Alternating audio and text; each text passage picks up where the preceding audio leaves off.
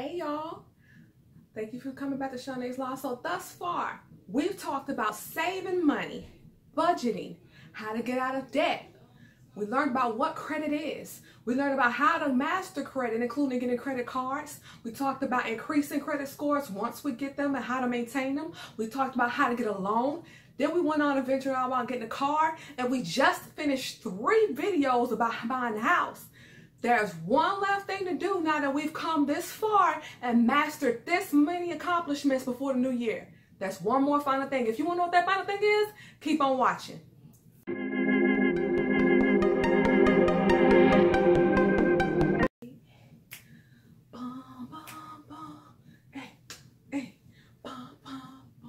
Hey y'all, it's Christmas Eve.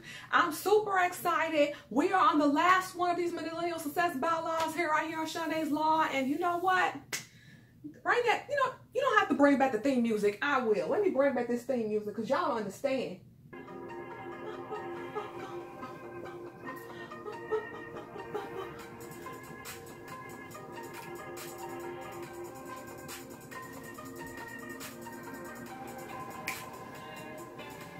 Every time I edit, you know what? One time for Christmas. Hey, hey, hey, hey, hey, hey. All right, let me calm down, let me get back to business. All right. One time for Jesus. Okay. Again, like I was stating, we are on the 10th installment of our Millennial Success Bylaws series right here on Shonae's Law. We've come a really long way, but now that we've accomplished all of this, we've set the foundation, we've stormed through, we got the house, we got the car, the credit is in order. There's one more thing that we need to revisit. The 10th installment of the Millennial Success Bylaws series is going to be, drum roll please, resume, revision, and job application customization. That's right. We've got all of our ducks in a row. We've stormed through it all. We've champed it out. But now that we are where we want to be financially, we need to make sure that we're getting paid appropriately, that we are happy in our job, and that it's not time for a change. It's not time to move on. You got to secure the bag, but you also have to ensure that that bag keeps evolving and growing as well with you. You can't be getting underpaid and underappreciated. So let's get right on into it. So when it comes to resumes, you need to make sure that you are using either one of the 2 most popular ones, which would be your functional or your chronological. Now, your functional resumes are going to be mostly for new applicants who do not have a lot of job experience, ideally high school students, early college students, they have a limited job history. Tends to really focus on education. It puts spotlights on charity work that they've done, volunteer work, babysitting jobs, school work programs such as being a student office aide, things of that sort, teacher's aide. It's also good for applicants who have a series of unrelated jobs. They've kind of dabbled and dabbled in a lot of things and they don't have a lot of work experience on one particular thing.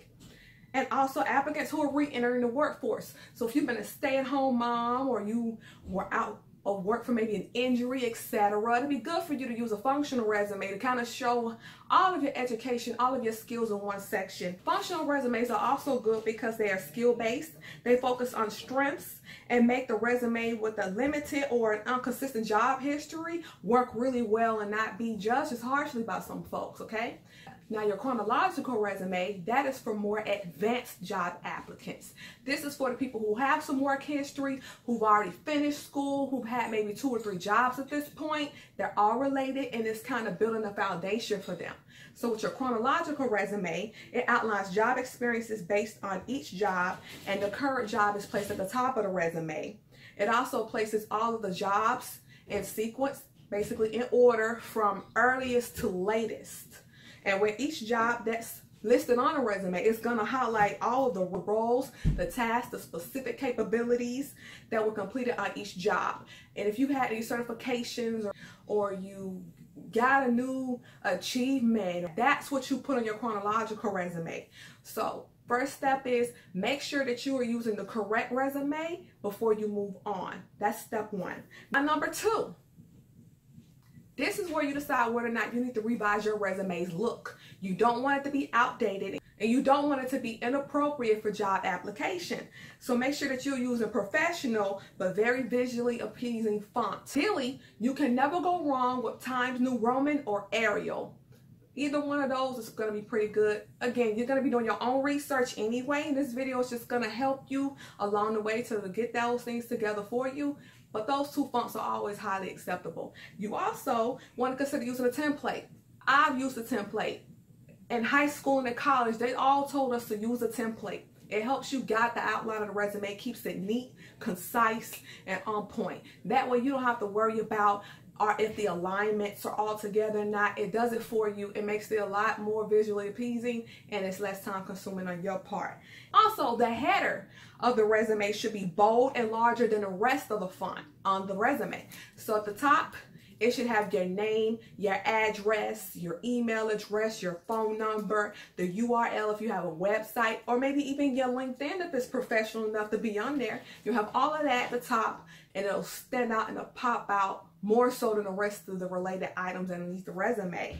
But make sure all of your contact information is up to date and included on the resume. Because if you have been at your job for a while, your resume could have old information on it. So you want to keep that updated. You also want to keep the outline of the resume clear and concise.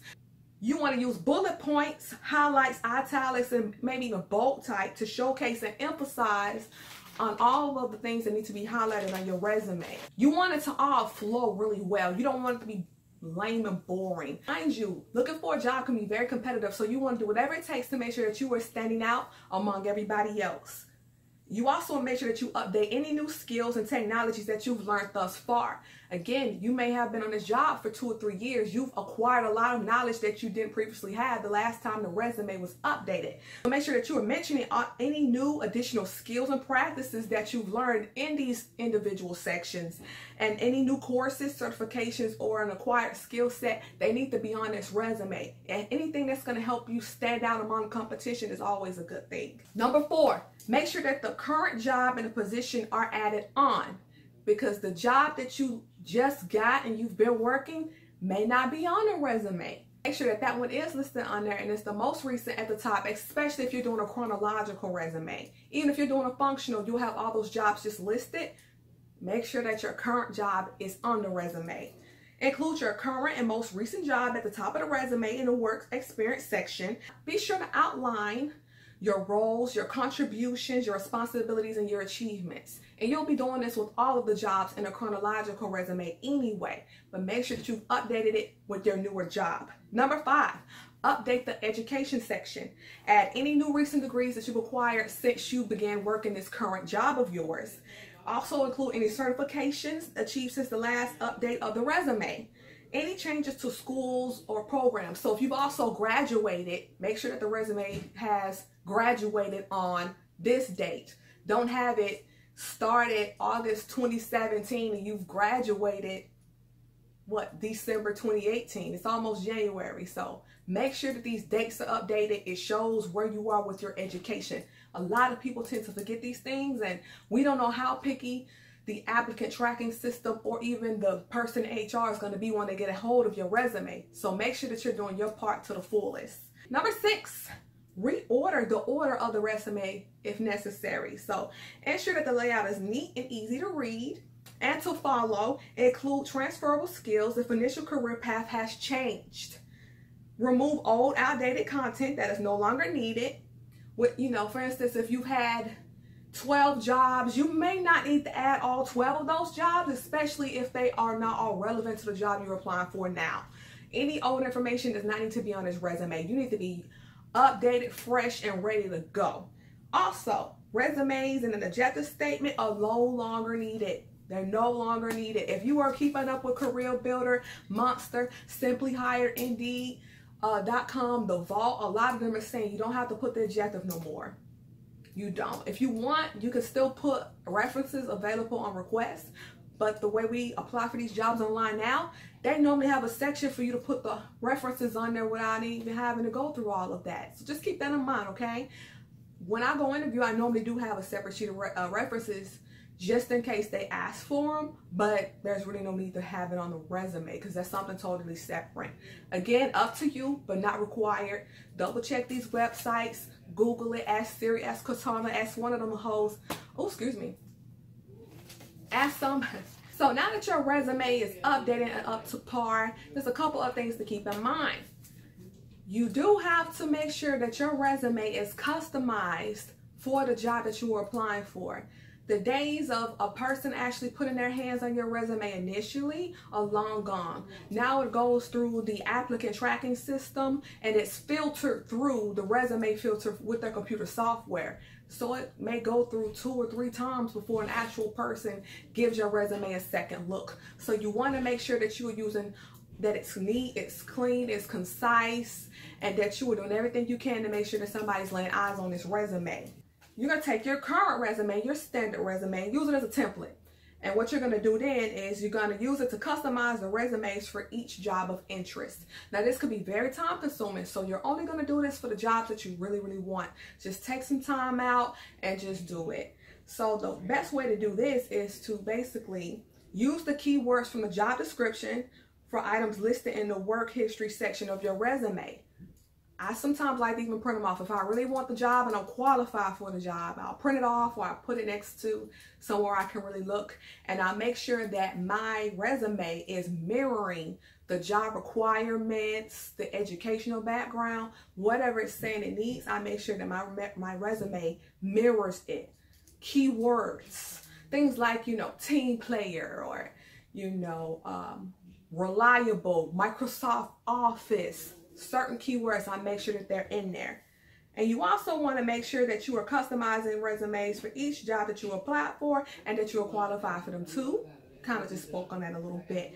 And because a person is not actually looking at the resume on site, unless you were at, say, a job fair and you hand it to somebody in person, if you're doing this over the computer, chances are the computer is going to get rid of you first if you're not using the correct keywords. But you also want to make sure that you are not using any jargon, slang terms, acronyms, and be sure to spell check the entire resume prior to uploading it to the job boards as well as the company websites. And don't forget, you are updating the resume. So if you already got resumes posted on the job boards, such as Career Builder, Monster, Simply Hired, Snag a Job, Indeed. Yeah, I'm always looking for a job. Anyway, if you already got resumes out there, be sure to go out there and update those too. Not just the ones that you are applying for the jobs for. Now, those can be kind of general, but don't forget to update and replace the ones that you already have on your job boards. But be sure to make sure that you are customizing correctly and that you are putting the correct company's resume to the correct company, if you know what I mean. So remember, this resume needs to be polished to get into the hands of the HR representatives at the company. Keep it clean, keep it concise, keep it professional. Once you finally beat the resume filter system, you're going to get an actual person that looks at it and you want to be able to pass them as well. So you're going to use action verbs to highlight your experience and skills on a resume. Say things like executed, increase sales by. Show that you took initiative, that you killed it when you were there. Make sure it's slightly more aggressive than it is a passive resume. They don't really want to see somebody look like they was just getting by. So it's okay to go ahead and just show some initiative on their resume. Emphasize how you brought value to your last position.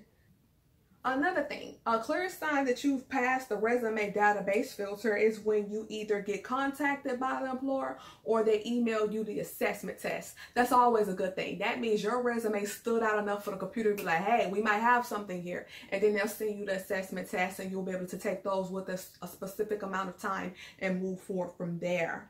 You also want to make sure that the names of the resumes are customized after the year that they were applied to and the company. So for instance, if you're applying to McDonald's, it's almost 2019, so you should have the resume, this customized resume for McDonald's. It's always a good idea to name it. So it'll be 2019 McDonald's resume, 2019 Burger King resume, 2019 Coca-Cola resume. Makes sense? It's easy for you to keep up with it in your folders on your computer. I normally just have one called resumes.